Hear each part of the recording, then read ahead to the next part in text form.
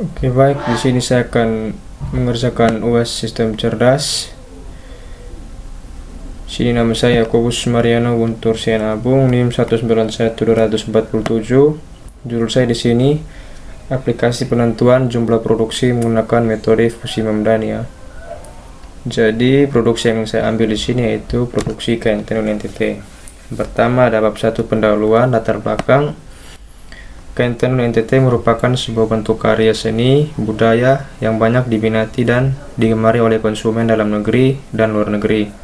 Dengan bentuk dan motif yang khas, kain tenun NTT mempunyai keunikan tersendiri bagi para konsumen. Melihat realita yang terjadi di lapangan, perusahaan yang bergerak di bidang industri tekstil khususnya kain tenun mengalami tantangan yang sangat dilematis. Permasalahan di sini sering terjadi yaitu adanya tingkat persaingan yang sangat tinggi, menuntut perusahaan lebih berdaya guna dalam mengakses jumlah produksi. Oke, tujuan dari metode ini yaitu menentukan berapa jumlah produksi berdasarkan sistem logika fusi Mamdani dengan memperhatikan variabel produksi, permintaan, persediaan, dan menentukan rendah sedang tingginya suatu produksi, permintaan maupun persediaan.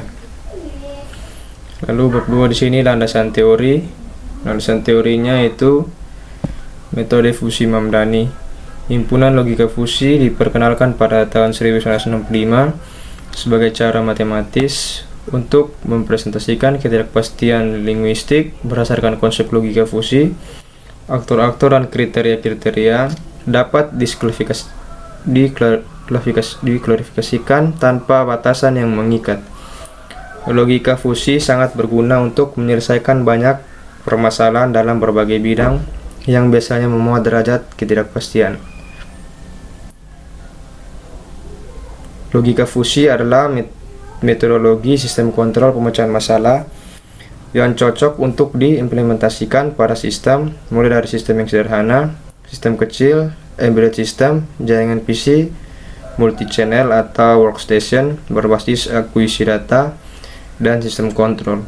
Metodologi ini dapat diterapkan pada perangkat keras, perangkat lunak, atau kombinasi keduanya.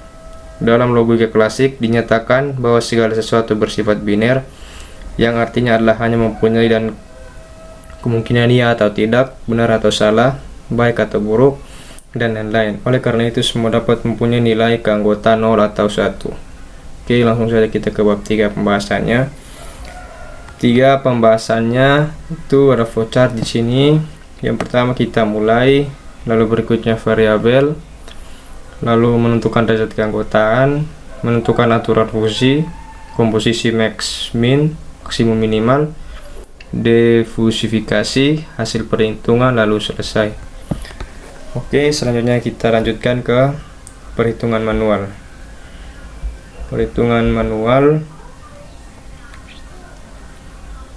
seperti ini, ada tab produksi kain tenun. Perhitungan manualnya seperti ini, ada tanggal. Di sini ada PRM ini permintaan. Lalu ada PRD ya. PRD ini produksi. Maafnya PRD ini produksi. Ini PRD produksi, lalu ini ada PRM permintaan. Terus ini ada PSD persediaannya.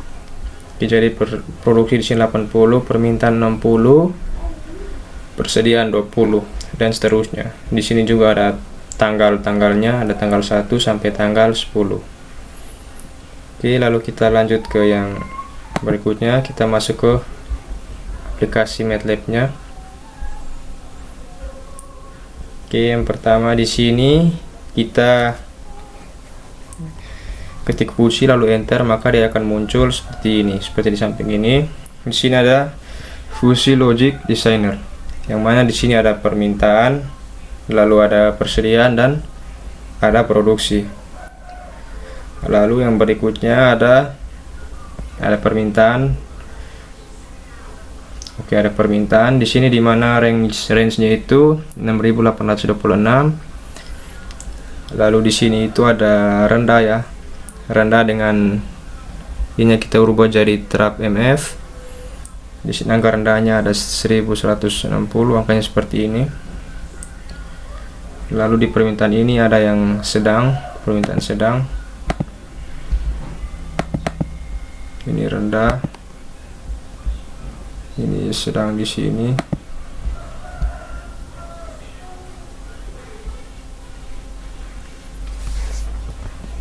Setelah itu ada yang tinggi seperti ini. Ini yang tinggi.